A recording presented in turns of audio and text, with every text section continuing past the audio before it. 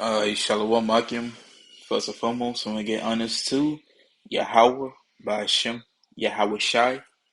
Yahweh is the truly powerful name of the one that calls God Jehovah. Yahweh Shai is the truly powerful name of the one that calls Jesus Christ. Now, second, I want to get honest to the elders in the Apostle Millstone. Peace and salutations to the hopeful elect of Israel. Lord willing, I'm part of that number.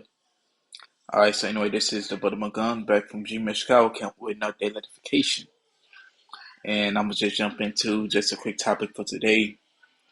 Just going into pride, and we all know that pride is basically the result or the outcome of being wicked, of not trying to keep, of not trying to keep right, get right with the Father, trying to remain in that wicked way. Pride is one of the outcomes of that. But anyway, the first piece I got is Proverbs 16 verse 18. Pride goeth before destruction, and a haughty spirit before a fall. It's as simple as that, man. Pride, before any major destruction happens, pride always was one of the reasons why. Majority of it is pride. That's why the Lord don't deal with people who are prideful. This is Proverbs 18 verse 12. Before destruction, the heart of man is haughty. Haughty just another way of saying, basically just rebellious. Like, Salakia. But shit, let me hurry. I can click on this real quick. Salakia is to be Salakia. To lift up, mount up, be proud. So that's another way of saying basically to be prideful, Salakia.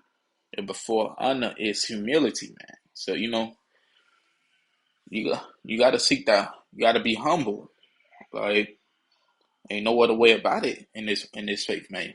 The Lord don't deal with no prideful niggas, man. Alright, this is Proverbs 29, verse 23. A man's pride shall bring him low, but honor shall uphold the humble in spirit, man. Like if you are here being prideful, man, that's going to be your own downfall in the end. Like, there's no other way to look at it, man. Like, because when it comes to pride, man, it means you so self-absorbed of yourself that you don't see no other way. You don't see no other way, or you just stuck in your own elements. And usually that's just wickedness. You see, Sirach 10 verse 18, pride was not made for men, nor furious anger for them that are born of a woman. So this is something that wasn't made for us, man. It's unnatural. It wasn't something that we originally were supposed to have.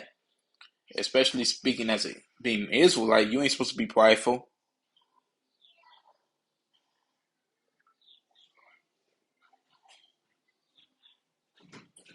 Anyway, this is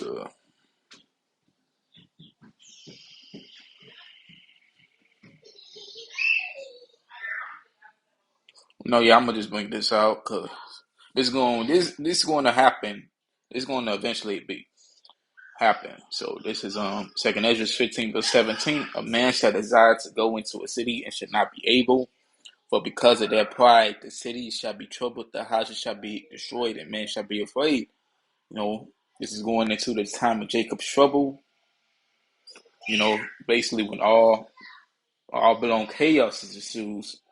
It says for because of their pride, the cities. So that means even in this time, people will still be prideful. People will still be haughty in the spirit, man. And it's gonna be like that until the Lord comes back.